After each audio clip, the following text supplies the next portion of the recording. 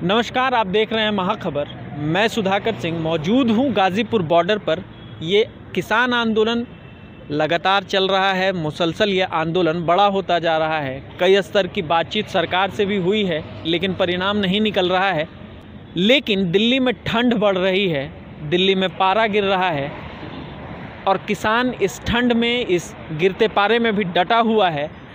शहीदियाँ भी हो रही हैं। 2 दिन में कई लोग शहीद हो गए, 2 दिन में लगातार 2 लोग शहीद हुए।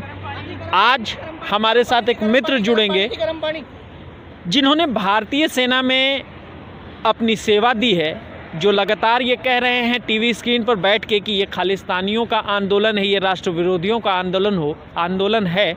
वो ज़रा इत्मीनान से एक बार देखें, हम बातचीत करते हैं। अपना नाम बताएं। मेरा नाम त्रिलोक सिंह है, मैं यूपी जिला बिजनौर से हूँ। जिला बिजनौर से हैं आप?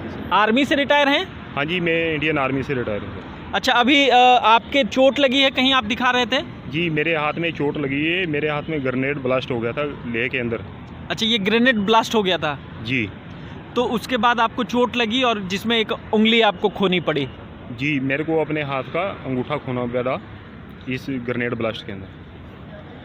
आपने देश के लिए सेवा दी है, आपने शरीर का अंग भी खोया है, तब कैसा लगता है जब देश के लोग आपसे राष्ट्र हित और राष्ट्र के साथ खड़ा होने का सबूत मांगते हैं कि आप राष्ट्रवादी हैं कि नहीं?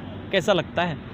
देखिए, जो सोल्जर हैं और हमारी कौम के ऊपर किसी को डाउट नहीं होना चाहिए। या तो वो लोग बिल्कुल अनपढ़ हैं या उन्होंने अपना ज़मीर बिल्कुल खो दिया है, जो कि जानते हुए भी वो उन लोगों के ग़ुलाम हैं, बड़े घरानों के, जो उनके लिए हमारे को गद्दार या खालिस्तानी बोल रहे हैं। लेकिन इस चीज़ का उनको एहसास तब होगा, ये नहीं कि आज उनको समाज माफ़ कर देगा। ये जो आज वो अपनी स्टेटमेंट दे रहे हैं इंटरनेट पे सेफ रहेगी, ठीक है। और आने वाली पुश्तें, उनके बच्चे इस चीज़ को देखेंगे कि जब पूरे देश के किसान अपनी मानवता के लिए, अपने हकों के लिए सड़कों पर जूझ रहा था, तो वो क्या बड़े घरों के लिए गुलामी कर रहे थे? क्या उनके तलवे चाट रहे थे? इस चीज़ का एहसास तब उनको होगा जब उनकी आने वाली नस्लें, उनके पोते, उनके बच्चे उनको पूछेंगे।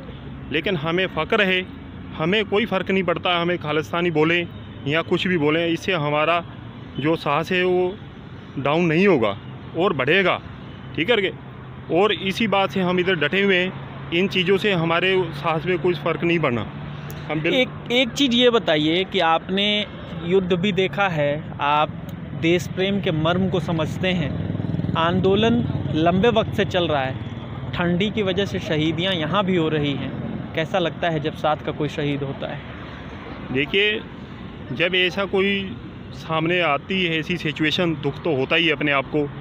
लेकिन हम जब सोल्जर हो या कोई भी अपने देश समाज के लिए लड़ाई लड़ रहा हो, कोई भी व्यक्ति, तो उसका साथी अगर खो जाता है तो उसको दुख तो होता ही है। लेकिन इस आंदोलन को, इस चिंगारी को आगे मुकाम तक पहुंचाने के लिए इस दुख को भुला के और अपने दिल में फिर से नया जोश भरना पड़ता है, ताकि हम अपने मंजिल को पा सकें।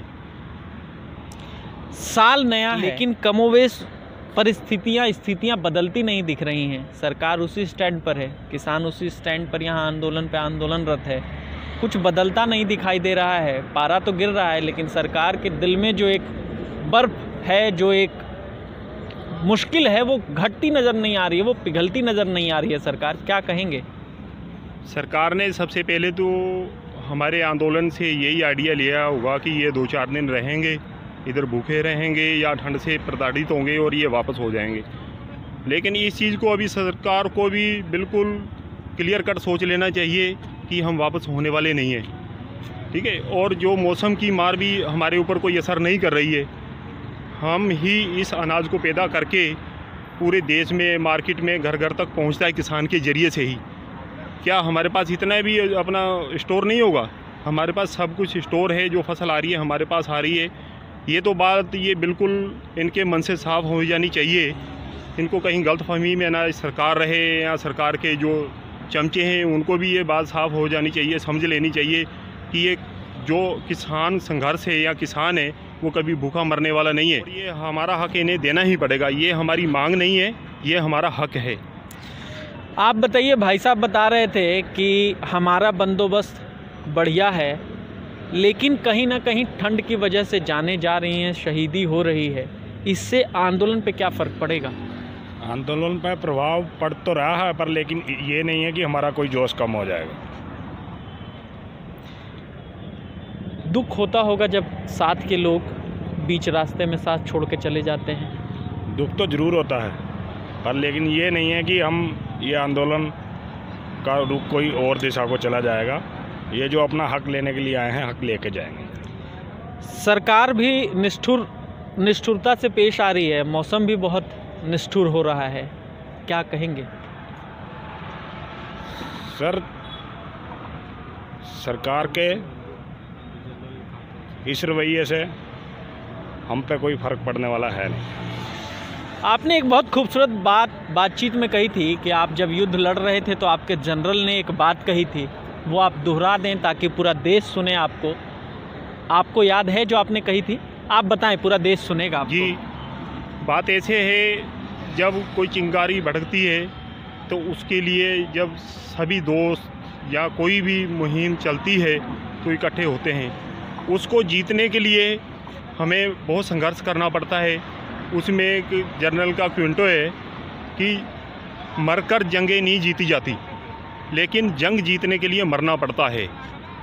ठीक है, और ये बात हमने मन में ठानी हुई है कि अगर ऐसे तो हम नहीं मरेंगे बेफजूल ही। अगर सरकार कोई नीति अपनाती है, हमारे ऊपर कोई अत्याचार करती है, तो उसमें हम जूझेंगे और जूझ करके अगर शहादत होती है तो उसको हम प्रवान करेंगे। पीछे हटने वाला कोई किसान नहीं है।